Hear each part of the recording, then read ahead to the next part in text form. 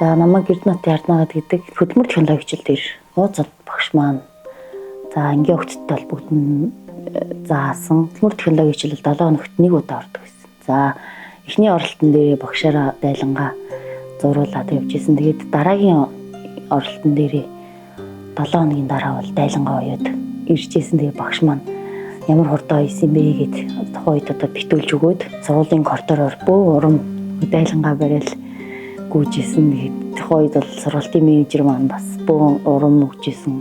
Тэр үе цагаас эхлээд зүүн утсыг холбож эхэлсэн.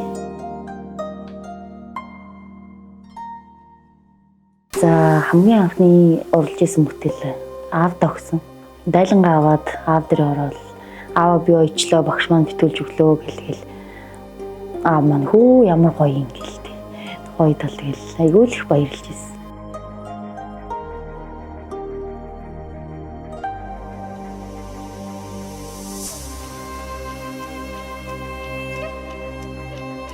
Үйл урлаад юм бодоод ер нь шал өөр ертөнцид л очсон болдог. Яг нэг тийм солонгорсон нэг тийм гоё ертөнц. Тэгээд нэг айгүй нэг тийм тайван тэгэл ер нь төвлөрөх тайвшрах тийм хугацаанд л өөрийгөө айгүй тийм чөлөөлж өгдөг. Тэгэл ойж байгаа зүйл маань нүдэн дээр цэцгэлж идэг учраас өнгийн оёрох тусмал нүдэн дээр цэцгэлдэг учраас бол тэр ертөнцтэй бол өөр хайртай.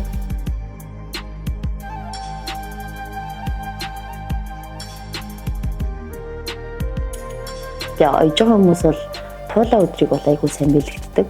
Үйл эхлэхэд айгүй хурдан урамтай дуустдаг.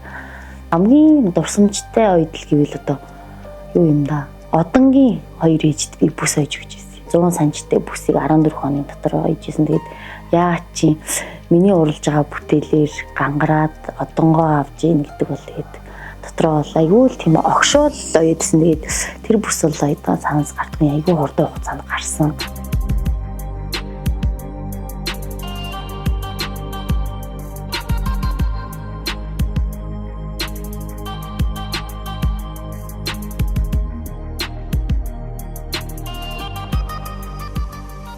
Яг 4 настай ах үе бол сандаг.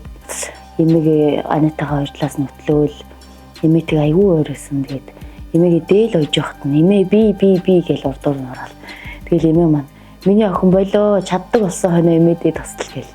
Тэгэл хоолж исэн хажуугаар нөр эмээ би гэж хийгээл. Ер нь эмээгийн гар дээр нь жоохон айгүй ойрсон.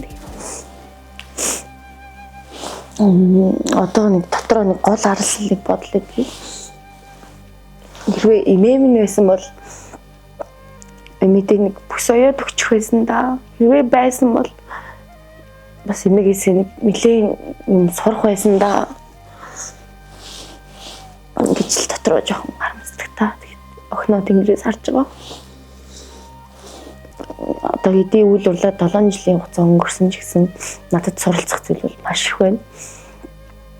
Үйлчлүүлэгч манад дээр ахаад ирэхийг чанар гинэл гэж өөртөө айгүй хэлдэгтэй. Тэгээд бүтээл болгондоо айлуулгачийн сэтгэлээ гаргаад үйл урлуулж байгаа хүний бол тодорхой хэмжээнд бол дотроо бодож сайн сайхныг бэлэгдэж өрөөж лойдог.